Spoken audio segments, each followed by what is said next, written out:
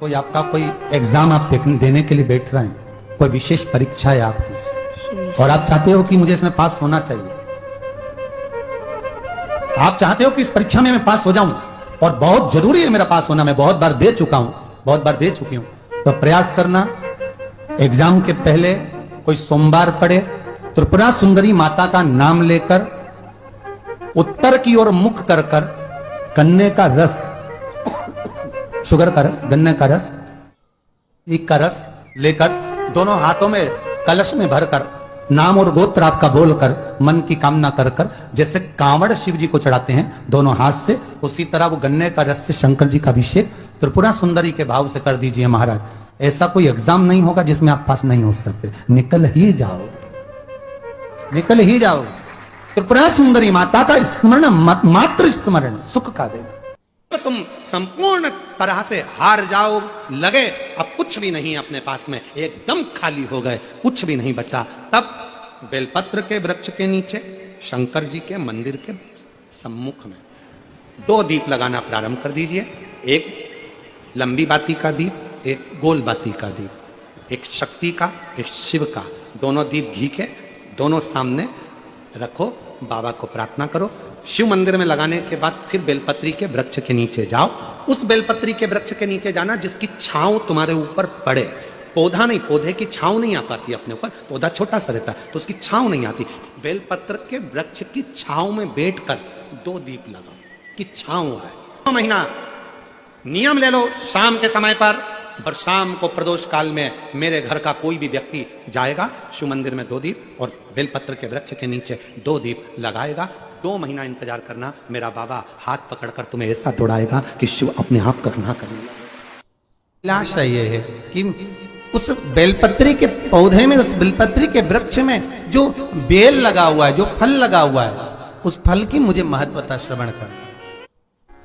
जो बच्चा हकलाता हो, अर्थात बोलते बोलते अटक जाता हो या वाणी हकला रही हो, तो शास्त्र कहता है कि बेल का जो फल होता है, उस बेल के फल को धीरे से फोड़कर ऊपर से चक्कू से उसको साफ कर कर अंदर से पूरे उसका जो गुर्दा है बेल के फल का, उसको निकाल लीजिए और उस बेल के फल का जो गुर्दा है उसको निकाल कर वो खाली कर लीजिए बेल का।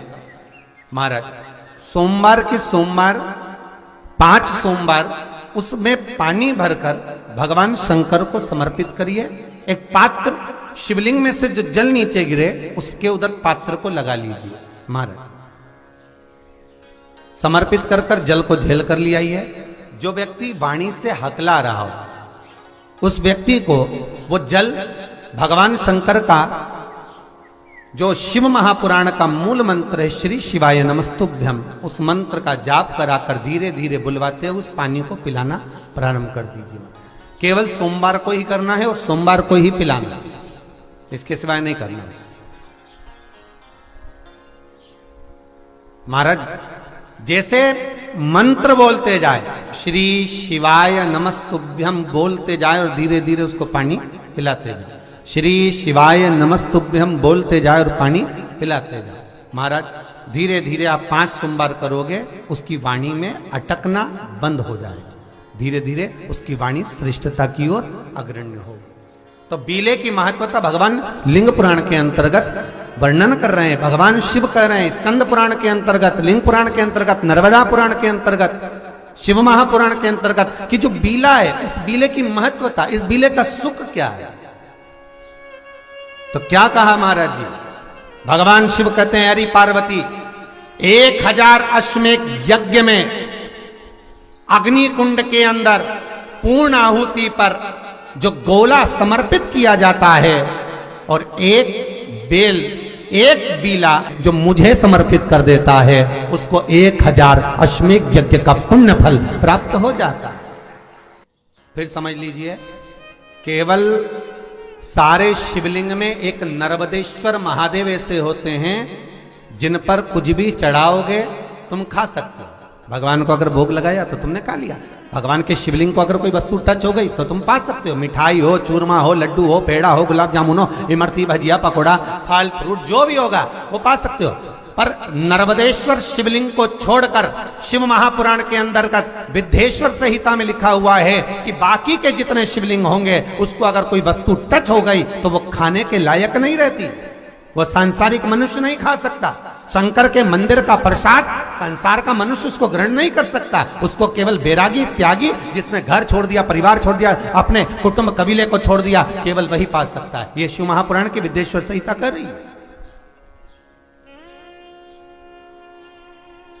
आप लोगों के घर के अंदर घंटी है, वो गरुण घंटी काय के लिए बजाते हैं उसको? भगवान की आरती में बजाया जाता है, भोग लगे तब बजाया जाता है, भगवान को जगाना हो तब बजाया जाता है। किसके लिए बजाते हैं? भगवान के लिए। तो भगवान के लिए बजाते हो कि भगवान तुम भोजन करो, भगवान तुम जागो, भगवान तुम ये करो, भगवान तुम वो करो? नहीं। शिव महापुराण की कथा कहती है घंटी का नाद इसलिए करा जाता है कि अपनी बुद्धि को, अपने चित्त को केंद्रित करो भगवान के चरणों की ओर। और जितने घर में सदस्य हैं घंटी की आवाज को सुनकर अपने विवेक को ये केंद्रित कर लें कि मेरे घर में मेरा लड्डू गोपाल, मेरे घर में मेरा ठाकुर, मेरे घर में मेरा राम, मेरे घर में मेरा दत्त, मेरे घर में मेरा हरि विठल, मेरे घर में मेरा विश्वनाथ, मेरे घर में मेरा सोमनाथ बैठा हुआ। अपनी बुद्धि को केंद्रित करना। कितना सुंदर एक चरित्र है शिव महापुराण में, जरा देखिएगा। धनु राजा के 2 पुत्र हुए, रंभ और करम। दोनों के घर में औलाद नहीं थी।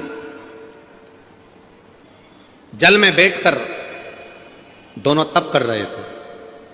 इतने में एक मगर आ गया और मगर ने करम्ब को खा लिया।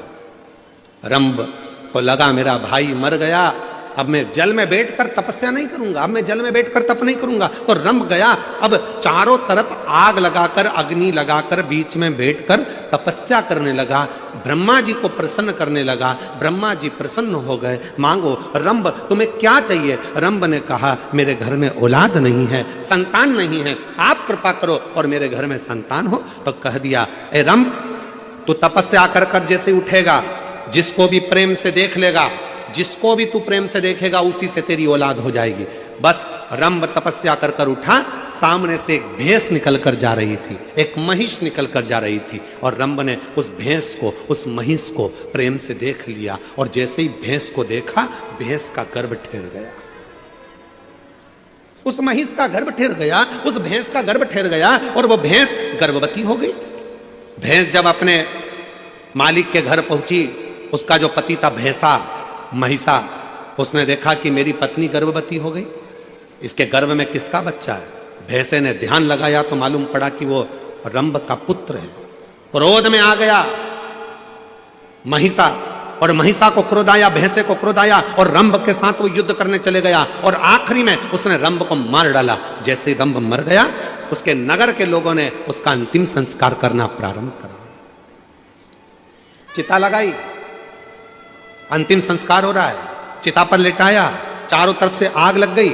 इतने में भैंस को लगा, उस भैंस को जिसके गर्भ में बच्चा था, उस भैंस को लगा कि मेरे गर्भ में इसका बच्चा है जो जल रहा है, जिसकी चिता जल रही है, पर पति तो मेरा यही है, क्यों ना अब मैं अपने भी प्राण त्याग दूं, अपने पति के साथ ही सती हो जाऊं। और वो भैंस दौड़ती दौड़ती अग्नि में कूद पड़ी। जैसे ही अग्नि में कूदी, इतने में उसका एक बच्चा हो गया, जिसका जन्म होते से ही, प्रकट होते से ही उसने मनुष्य का और भैंस का दोनों का रूप धारण करना प्रारंभ कर दिया। उसका नाम महिषासुर हो गया, उसका नाम था महिषासुर।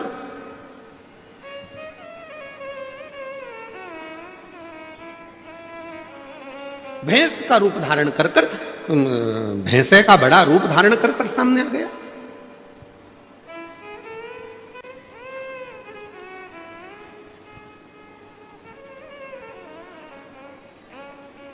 अब महिषासुर ब्रह्मा जी का तप करा, वर मांगा, मुझे वर दीजिए ब्रह्मा जी। ब्रह्मा जी ने पूछा कौन सा वर चाहिए? तो ब्रह्मा जी से कहा मुझे वर दीजिए कि मुझे कोई पुरुष ना मार सके। और महिषासुर ने मन में सोचा कि किसी स्त्री में ऐसा बल नहीं है जो मुझे मार दे, अगर मरूं तो स्त्री के हाथ से मरूं।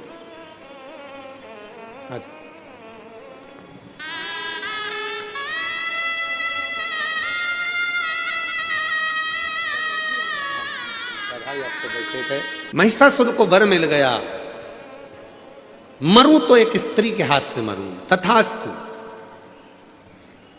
खूब उपद्रव मचाया उस महिषासुर ने, बहुत बहुत उपद्रव मचाया। इतना उपद्रव महिषासुर ने मचाया, चारों तरफ हाहाकार मच गई।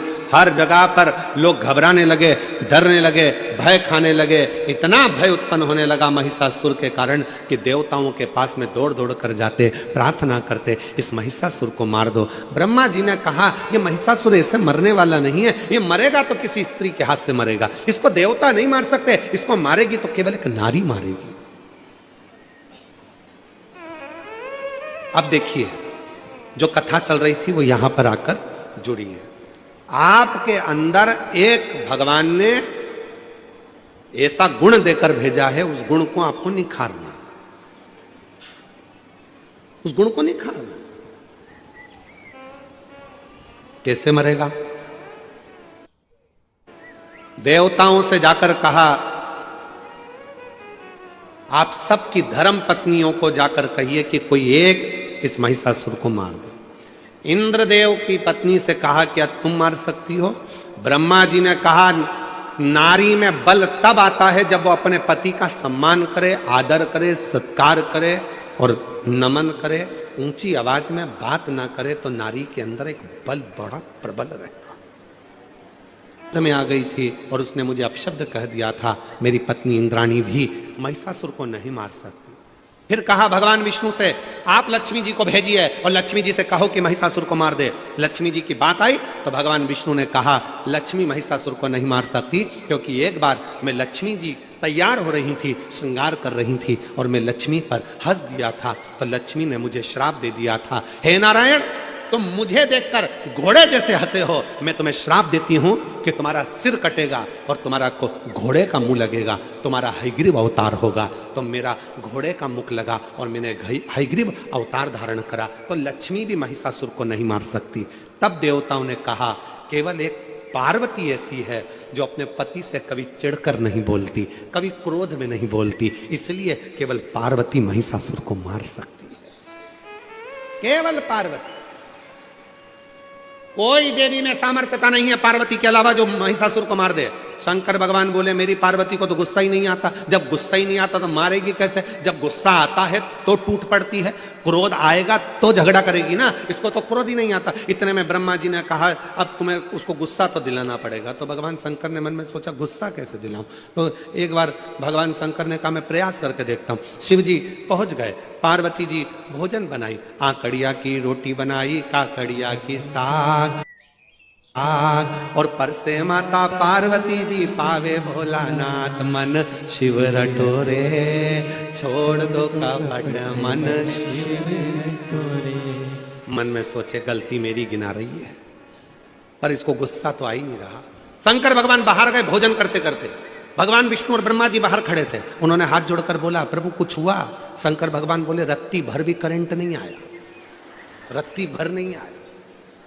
इतने में भगवान ब्रह्मा और विष्णु ने तुरंत कहा, प्रभु आपने क्या क्या बोला? तो कहा, मैंने उसके पिताजी के बारे में बोला कि तुम्हारे पिताजी ने कुछ नहीं दिया, तो वो बोली तुम्हारे घर में रखने की जगह नहीं थी, उसके बारे में बोला। तो इतने में भगवान विष्णु ने कहा, एक काम करो कि पार्वती का जो अगला जन्म था सती का, उनके पिता के बारे में बोलो, हो सकता है थोड़ी आग लग जाए, हो सकता। जब तेरे पिताजी ने यज्ञ रखा और उस यज्ञ में सबको बुलाया, मुझे नहीं बुलाया, तुझे नहीं बुलाया, तेरा पिता था अपनी बेटी को नहीं बुलाया, और तू पहुंच भी गई तो धक्के मारकर निकाल दिया तेरे पिताजी ने। इतनी देर में तो पार्वती जी जो आटा उसन रही थी उसको और जम के उसनना चालू करा, और जम के। मेरे पिता को ना बखानी है, मेरे बाप को अपशब्द ना कहिए, अब तो मैं आपके घर की हो गई हूं। ये आटे पर उंगली बनाने का मतलब है कि अब मैंने सील ठप्पे सब तुम्हारे घर के लगवा लिए हैं, अब सारी प्रॉपर्टी तुम्हारी, जमीन जायदाद मकान सब मेरा और तुम्हारा है, तो अब पिता का क्यों बखानना, पिता का क्यों कहना? पर शिवजी तो माने नहीं, गुस्सा दिलाना था। आखिरी में शंकर भगवान ने कह दिया, अरे पार्वती, आखिरी में तो तुझे जल के भस्म होना ही पड़ा। इतनी देर में पार्वती बर्तन को लेकर मांजने बाहर गई, बर्तन धोने जैसे बाहर पहुंची, सामने से महिषासुर आ रहा था। और जब गुस्से में लाल और फिर कोई कुछ कह दे। अब शिव जी कुछ नहीं बोले, चुपचाप से बाहर निकले। भगवान विष्णु और ब्रह्मा जी ने पूछा कुछ हुआ? इतने में भगवान शंकर बोले मालूम पड़ेगा, कुछ देर खड़े रहो। इतने में सामने से आ रहा था महिषासुर, भैंसे पर बैठा था। आवाज लगाकर कहा, बड़ी सुंदर हो नारी, तुम मेरी बन जाओ। अब तो मां ने खोले केस और भयंकर बर्तन को तो पटका नीचे, और जो देखा महिषासुर को, महिषासुर देखकर बोला तुम तो क्रोध में और सुंदर लग रही हो। इतने में तुरंत शंकर भगवान ने भगवान विष्णु का हाथ पकड़कर बोला अब कुछ मत बोलो, घी में, अग्नि में घी डलना चालू हो गया है और अब अपने को सामने नहीं आना है, ये अकेला निपट जाएगा। अब सामने क्रोध आया मां को, बाल खुले थे मां जगतजननी के, तो माता जगतजननी जगदम्बा ने उसको बांधा, पर क्रोध की अग्नि इतनी तीव्र थी कि केश फिर खुल गए। इसलिए हमने देखा है जब माताएं लड़ने के लिए जाती है पड़ोसी पड़ोसन के यहां, तो फुल एनर्जी से बोलती, बोल तो जरा। पार्वती मैया ने अपना जूड़ा बांधा, जो जाने लगी केश फिर खुल गए। ऐसी कृपा कर। हजारों लाखों शेरों पर सवार होकर गर्जना करती हुई इस महिषासुर पर टूट पड़े। हे सप्तशृंगी, कृपा कर। हे मां मुंबा देवी, कृपा कर। हे मां चंडी, कृपा कर। हे मां कमला, कृपा कर,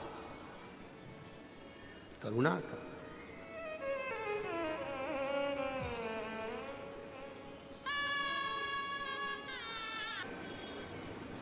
जब महिषासुर का मर्दन हो गया, महिषासुर समाप्त हो गया, तो मां पार्वती जी ने शिव जी से कहा इतनी शक्ति मुझ में कैसे प्रकट हो गई जो मैंने इतने बड़े असुर का संहार कर दिया। इतने बड़े असुर का संहार मैंने करा है, इतनी शक्ति मुझ में प्रकट कैसे हुई। भगवान देवादिदेव महादेव ने कहा सुनो पार्वती, तुम जब महिषासुर का संहार कर रही थी उसी समय मैंने भगवान ब्रह्मा और विष्णु के सामने संपूर्ण जगत की स्त्रियों को, घर में जन्म लेने वाली एक बेटी को, घर में जन्म लेने वाली एक नारी को, घर में जन्म लेने वाली एक कन्या को, घर में जन्म लेने वाली एक स्त्री को मैंने उसी समय पर वर दे दिया था कि जगत में, संसार सागर में, पृथ्वी पर जो भी कन्या, एक लड़की अगर पृथ्वी पर जन्म लेगी तो उस नारी के संग में शंकर भगवान की आदि शक्ति भी उसके अंदर विराजमान रहे। और चिता में एक ही अंतर आता है। एक दिन चिता ने चिंता से कहा कि तू भी जलाती है और मैं भी जलाती हूं।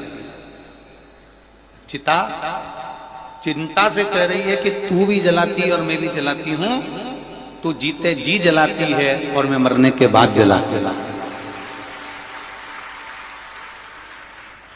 चिंता मनुष्य को जीते जी जलाती रहती है, जीते जी जला जला। और चिता जब प्राण चले गए, केवल शरीर बचा है, केवल शरीर।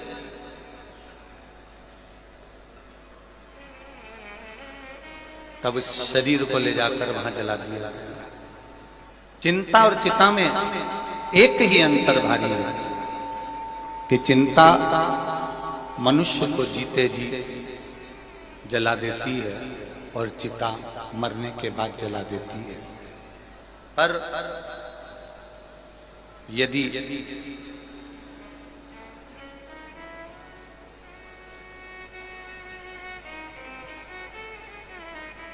चिता ने कहा चिंता से कि मैं अंत में जलाती हूं और तू मनुष्य को दिन प्रतिदिन रोज जलाती है,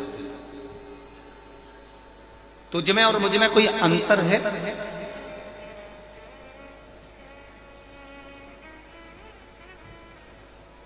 चिता कह रही है चिंता से, तुझ में और मुझ में कोई अंतर है? तब चिंता ने कहा मुझ में और तुझ में केवल एक अंतर है वो कौन सा अंतर? तो चिंता कहती है कि मेरा काम है जलाना, मेरा काम है लोगों को चिंता देना, पर यदि उनकी चित्त वृत्ति, उनका मन, उनकी दृष्टि यदि महादेव के चरणों में है तो चिंता कहती है फिर मैं जला नहीं पाती, फिर मैं जला नहीं पाती।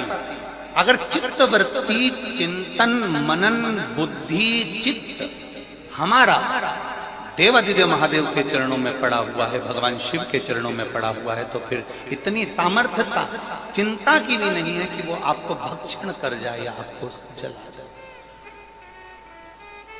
एक पिता के दो पुत्र थे। देखिए शिव करुणा सागर कैसा है, शिव दया सागर कैसा है। एक पिता के दो पुत्र थे, दोनों पुत्र बड़े हो गए और बड़े होकर एक पुत्र ने कहा, पिताजी मुझे तुम्हारे साथ में नहीं रहना, अब आप मुझे मेरा हिस्सा दे दीजिए और मैं ये गांव छोड़कर शहर में जाना चाहता हूं। शिव पुराण का ये प्रसंग बड़ा सुंदर प्रसंग है।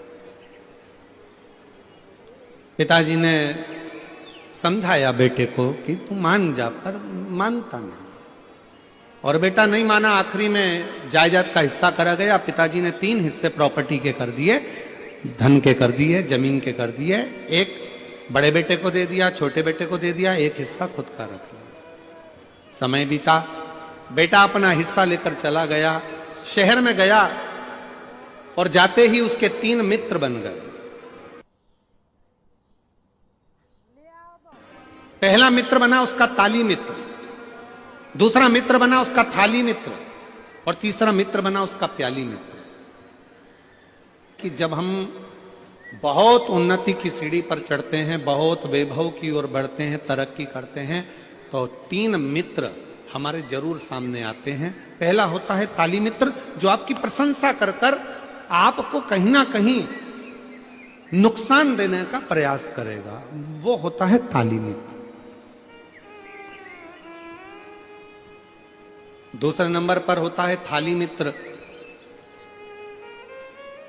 जो आपको होटल तक लेकर जाएगा, अपने पैसे से तुमको खिलाएगा, अपना पैसे से तुमको लत लगाएगा भोजन की, होटल की, और होटल के भोजन की लत लगाकर फिर तुम्हारे पैसे से वो खुद खाए, उसको कहते हैं थाली मित्र। और तीसरे नंबर पर है प्याली मित्र, आपको पीना याद नहीं है पर वो अपने पैसे से तुम्हें मय खाने में ले जाकर कहीं ना कहीं गलत दुकान पर ले जाकर आपको पीने की आदत डलवाएगा। इसलिए शिव पुराण की कथा कहती है 3 मित्रों से बचने का प्रयास करना। पहला ताली मित्र, दूसरे नंबर पर बोलते जाओ जम के थाली मित्र, और तीसरे नंबर पर प्याली मित्र। ये 3 मित्र बर्बादी की ओर लेकर जाते। जब पिता ने हिस्सा दे दिया और हिस्सा प्राप्त होने के बाद बेटा शहर में चला गया। बेटा शहर में गया, शहर में जाकर उसके 3 मित्र बन गए, जिन्होंने उसको उसका धन देखा, वैभव देखा, पैसा देखा, खूब सारा धन देकर 3 मित्र बने। और वो तीनों मित्रों ने साथ में रहना प्रारंभ करा और रहते रहते रहते रहते एक दिन उसको बर्बादी के सिरे पर लाकर छोड़ दिया। बर्बादी के सिरे। मेरी जीजियों, मेरे जीजाओं, मेरी बेटियों, बेटाओं, मेरे बुजुर्ग माँ बाप, एक बात का स्मरण अपनी जिंदगी में रखना, पिलाने वाले बहुत मिलेंगे पर संभालने वाला नहीं मिलेगा।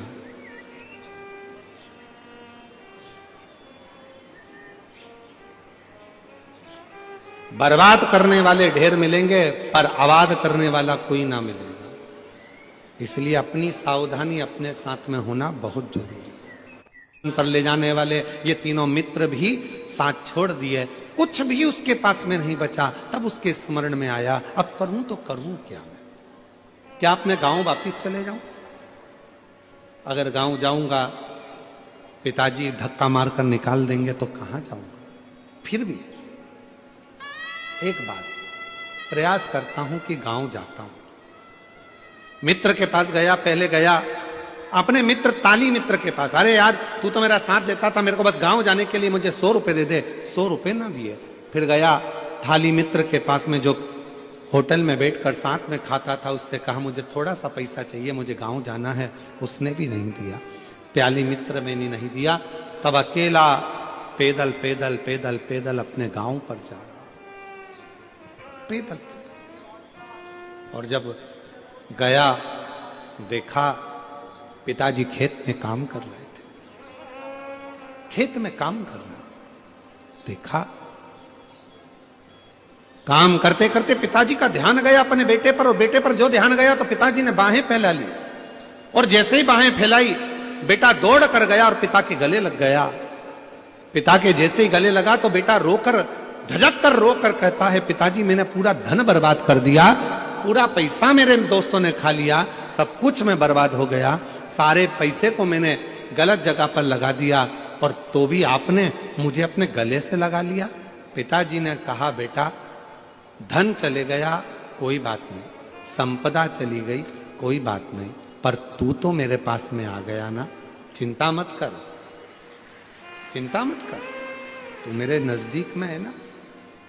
जैसे एक पिता अपने पुत्र के लिए बाहें फैलाकर, हाथ फैलाकर खड़ा है, और कैसा भी पुत्र है उसको गले से लगा रहा है, उसी तरह मेरा शिव है, उसी तरह मेरा शंकर है, उसी तरह मेरा देव अधिदेव महादेव है, बाहें फैलाकर खड़ा है। जब दुख आए, तकलीफ आए, कष्ट की घड़ी हो, बहुत दुनिया ने धोखा दे दिया, ठोकर लग जाए, तब आखिरी में एक लोटा जल लेकर शिव के शिवालय तक पहुंचना प्रारंभ कर दो, मेरा बाबा तुमको गले लगाना प्रारंभ कर देगा अपने हृदय से। कि मैं बहुत हताश हो चुकी हूं,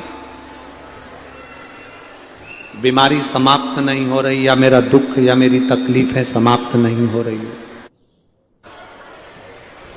बेलपत्री के जो बीच वाली पत्ती होती है और उस पत्ती के नीचे 2 पत्तियां होती हैं, बहुत ध्यान से देखिएगा कि बड़ी पत्ती पहले नंबर की पत्ती और उसके नीचे की 2 पत्तियां, उसके बीच की जो डंडी होती है, इस डंडी में चंदन का लेपन कर कर, ये बीच की जो भाग है, डंडी है, उसमें आगे सब लोगों को देख रहे होंगे, तो बीच का जो ये भाग है, इस बीच के भाग पर चंदन का लेपन कर 7 दाने चावल के लेकर, जब तुम्हें लग रहा है कि ये बीमारी समाप्ति नहीं हो रही, पकड़ के बैठ गई, ये तो छूटी नहीं रही, ये ऐसी बात है कि अदालत में कोई केस चल रहा है, या प्रशासनिक कोई तकलीफ आ रही है, या अपने घर में कोई व्यापार से जुड़ी हुई या कोई धन से जुड़ी हुई कोई प्रॉब्लम है, और वो ये बेलपत्री